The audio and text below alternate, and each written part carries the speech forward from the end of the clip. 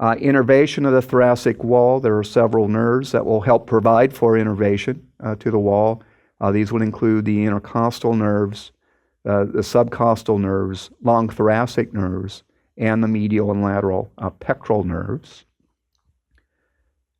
This slide is showing the same illustration, but it shifts our attention to the intercostal nerves. There are 11 pairs of intercostal nerves traveling within the intercostal spaces. The nerves accompany the intercostal arteries and nerves within those spaces. And here we have a couple of examples of intercostal nerves. These are anterior rami of spinal nerves. And as you proceed along the lateral margin of an intercostal space, you will see that we have this lateral branch that's issuing from the intercostal nerve, and this lateral branch can help supply the lateral portion of the skin associated with the thoracic wall, and then the intercostal nerve will continue within its intercostal space and assume an anterior course and then end along the lateral border of your sternum and provide for some other cutaneous branches that will pop through the intercostal space. And certainly as they travel within the intercostal spaces, these nerves are also going to provide for muscular innervation of the intrinsic muscles that we mentioned earlier.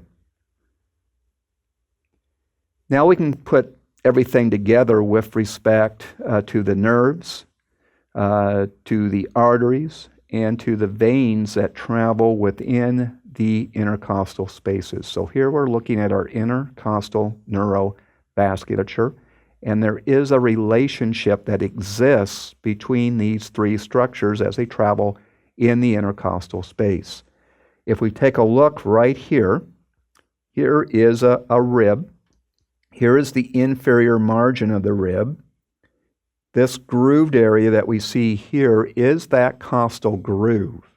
And then we see our intercostal structures traveling within or inferior to that groove. And there is this consistent relationship of having the intercostal vein being the more superior of the three, intercostal artery being the middle one of the three, and you can see your intercostal nerve being the inferior-most structure of the three. And the mnemonic to remember this relationship is VAN, where the intercostal vein is most superior, artery is the middle, and then your intercostal nerve would be the most inferior of these three structures. Understanding this relationship is extremely important in performing a procedure referred to as a thoracentesis. In a thoracentesis, a needle would have to be advanced through the intercostal space into the pleural cavity to remove excessive fluid. When you advance a needle into the intercostal space, you want to make sure that you avoid the intercostal structures that are located more superiorly, so you'll advance your needle over the superior margin of the rib below, for example.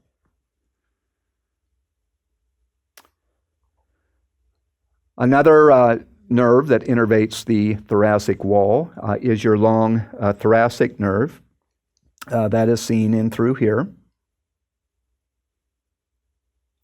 The long thoracic nerve has a superficial course, which is a bit unusual for nerves. Most nerves that innervate muscles will assume a deep course and be protected by the more superficial muscle mass. But this one is superficial. It lies just underneath the skin and the fascia. So a laceration along the lateral side of the thoracic wall that does go through the skin and the subcutaneous fascia could injure this particular nerve. And as we mentioned earlier when we were talking about the fact it innervates the serratus anterior, injury to this nerve could result in paralysis of the serratus anterior muscle. And a common sign here in that case would be the fact that the scapula would wing out, particularly if you had the patient push against resistance. The pectoral nerves, the medial and lateral pectoral nerves, are going to innervate your pectoral muscles. The medial pectoral nerve will issue from the medial cord of the brachial plexus, whereas the lateral pectoral nerve issues from the lateral cord of the brachial plexus. The medial pectoral nerve is running deep to the pectoralis minor, so we kind of just see it in its branching pattern. It will pierce the pectoralis minor and innervate the minor, and then once it gets pierced through the minor, it will then pierce into the major to assist in innervating that muscle as well. The lateral pectoral nerve, which we see coming in through here, sends branches into the pectoralis major. So the major is also innervated by the lateral pectoral nerve. That now brings us to the important take-home messages from this presentation.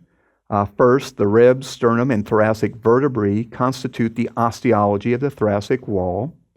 The 12 pairs of ribs define 11 intercostal spaces that house intercostal vessels and nerves. And remember your Van relationship.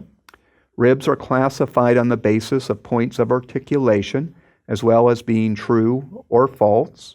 The sternal angle is a landmark for the identification of the second rib. Thoracic vertebrae possess facets for articulation with the head and, in most cases, the tubercle of the rib. Movements of the thoracic wall are designed to alter thoracic volume as required for ventilation or respiratory movements. Muscles of the thoracic wall can be categorized as extrinsic and intrinsic on the basis of their attachments. Innervation and vasculature of the thoracic wall is segmental and non-segmental. The acronym VAN, as mentioned a moment ago, again describes the relationship of neurovascular structures in the intercostal spaces. Thank you for joining me on this journey of the thoracic wall.